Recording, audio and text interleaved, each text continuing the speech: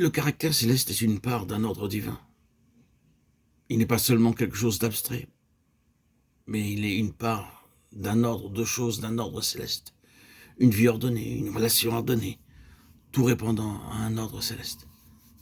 Ce qui nous est nécessaire de voir ensuite, c'est ce que signifie un ordre divin parfait. Je pense que nous avons là quelque chose à méditer, à contempler. Oui, bien-aimé, il y a maintenant tant de choses à corriger, un tel état de confusion et de désordre.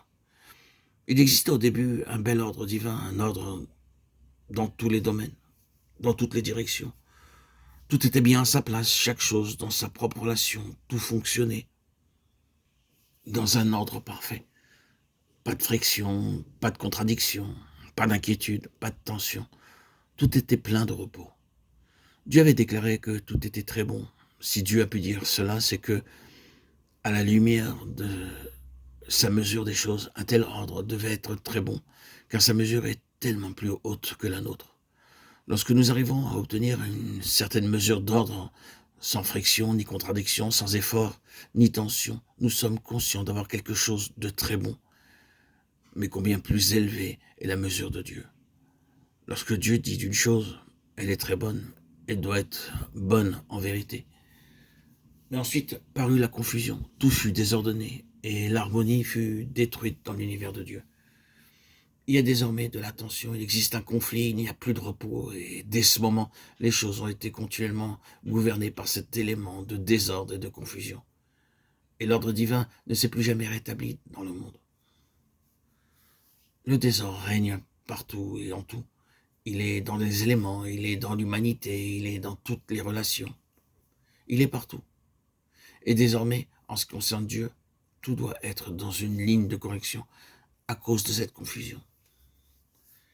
Car avant tout, le désordre, la confusion règne dans l'homme lui-même.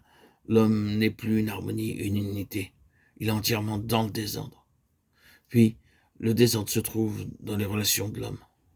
Toutes les relations de l'homme sont désordonnées et renversées. Ensuite, il règne dans le monde que l'homme a fait. C'est l'homme qui a fait le monde tel qu'il est et qui a établi l'ordre présent. Un ordre qui est un désordre aux yeux de Dieu. Partout dans ce monde, il y a du désordre.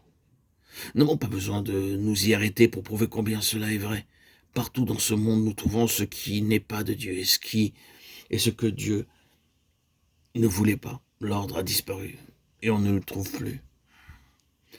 C'est pourquoi lorsque nous ouvrons la première lettre aux Corinthiens, la première chose qui nous y est montrée, c'est le monde. Et la seconde, c'est l'homme. L'homme naturel. Tandis que la troisième touche aux relations ou à la vie de relations des hommes. Ensuite, nous reconnaissons que toute cette première lettre aux Corinthiens a pour but de corriger. Elle touche au monde, elle touche à l'homme, elle touche aux relations des hommes. En tout, elle cherche à corriger.